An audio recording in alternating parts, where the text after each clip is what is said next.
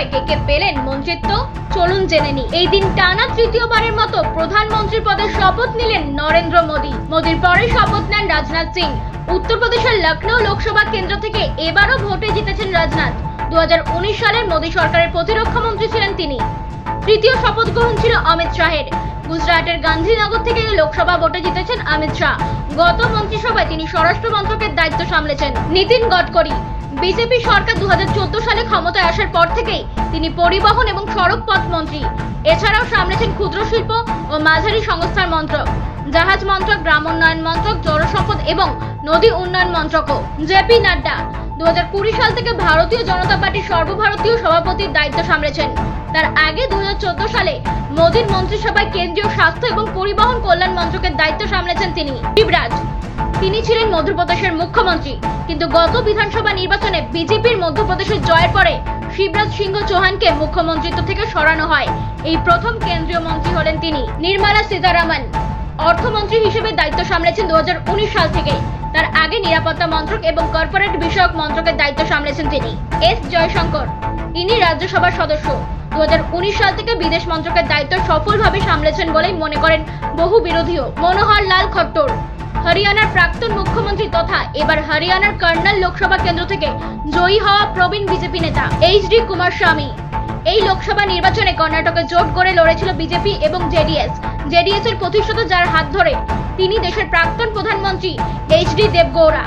রবিবার দেবগৌড়া পুত্র তথা জেডিএস নেতা এইচ.ডি. কুমারস্বামী কেন্দ্রীয় মন্ত্রী হিসেবে শপথ নিলেন। পীয়ূষ গোয়েল মোদীর মন্ত্রিসভায় দীর্ঘদিন রেল মন্ত্রকের দায়িত্ব সামলেছেন। পরে কেন্দ্রীয় বস্ত্র মন্ত্রকের দায়িত্বে আসেন তিনি। ইনিও রাজ্যসভার সাংসদ। ধর্মেন্দ্র প্রধান, পূর্ণমন্ত্রী তিনি। ইনি দ্বিতীয় মোদী সরকারের শিক্ষামন্ত্রীও ছিলেন। মন্ত্রী হলেন গয়ার সাংসদ জিতন রাম মাঝি। কিছুদিনের জন্য বিহারের মুখ্যমন্ত্রীও ছিলেন তিনি।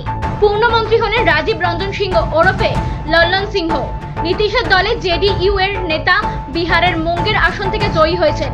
পূর্ণমন্ত্রী হলেন অসমের প্রাক্তন মুখ্যমন্ত্রী সর্বানন্দ সোনোয়াল। বর্তমানে রাজ্যসভার বিজেপি সাংসদ সোনোয়াল দ্বিতীয় মোদী সরকারের বন্দর এবং জলপথ মন্ত্রী ছিলেন। পূর্ণমন্ত্রী হলেন মধ্যপ্রদেশের টিকমগড়ের বিজেপি সাংসদ বীরেন্দ্র কুমার। দ্বিতীয় মোদী সরকার সামাজিক ন্যায় বিচার মন্ত্রকের দায়িত্বে ছিলেন তিনি। এনডিএর শরিক দল অন্ধ্রপ্রদেশের নাইডু টিডিপির নেতা কে রামমোহন নাইডু মন্ত্রী হলেন তৃতীয় মোদী সরকারের মন্ত্রিসভায়। অন্ধ্রপ্রদেশের শ্রীকাকুলাম লোকসভা কেন্দ্র থেকে জয়ী হয়েছেন তিনি। মন্ত্রী হলেন কর্ণাটকের ধারওয়াড় কেন্দ্রের বিজেপি সাংসদ প্রহ্লাদ যোশী।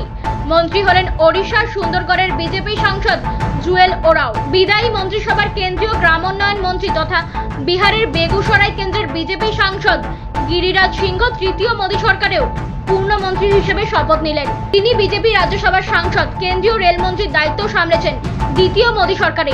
মন্ত্রী হলেন মধ্যপ্রদেশের গুনা কেন্দ্রের বিজেপি সাংসদ তথা বিদায়ী মন্ত্রিসভার অসামরিক বিমান বাহিনী মন্ত্রী জ্যোতিরাদিত্য সিন্ধে। মন্ত্রী হলেন রাজস্থানের অলওয়ার কেন্দ্রের বিজেপি সাংসদ ভূপেন্দ্র যাদব। রাজস্থান আরও একজন পূর্ণমন্ত্রী পেল। মন্ত্রী হলেন রাজস্থানের যোধপুরের বিজেপি সাংসদ গজেন্দ্র সিংহ শেখাওয়াত। মোদীর মন্ত্রিসভায় দ্বিতীয় মহিলা পূর্ণমন্ত্রীর নাম অন্নপূর্ণা দেবী। বিদায়ী কেন্দ্রীয় মন্ত্রিসভার সদস্য কিরেন রিজিজু তৃতীয় মোদী সরকারের মন্ত্রী হলেন। ইনি অরুণাচল পশ্চিম কেন্দ্রের বিজেপি সাংসদ। পাঞ্জাবে একটি আসনও জেতেনি বিজেপি, সেই পাঞ্জাবও পূর্ণমন্ত্রী পেল। তৃতীয় মোদী সরকারের মন্ত্রী হলেন পাঞ্জাবের রাজ্যসভার সাংসদ হরদীপ সিংহ পুরী। মন্ত্রী হলেন গুজরাটের পোরবন্দর কেন্দ্রের বিজেপি সাংসদ মনসুখ মান্ডবীয়।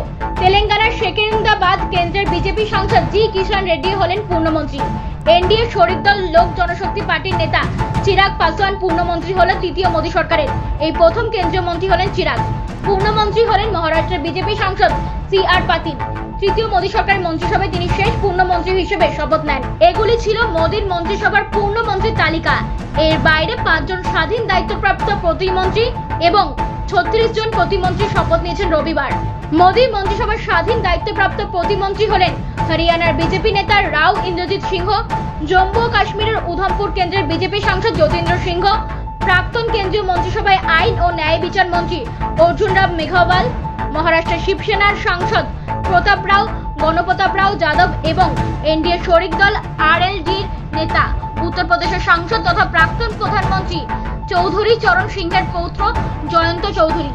মোদীর মন্ত্রিসভায় প্রতিমন্ত্রী হিসেবে দায়িত্ব নিলেন বাংলার 2 সাংসদ সুকান্ত মজুমদার এবং শান্তনু ঠাকুর বালুরঘাট লোকসভা কেন্দ্র থেকে জিতেছেন সুকান্ত। শান্তনু জিতেছেন বনগাঁ লোকসভা কেন্দ্র থেকে।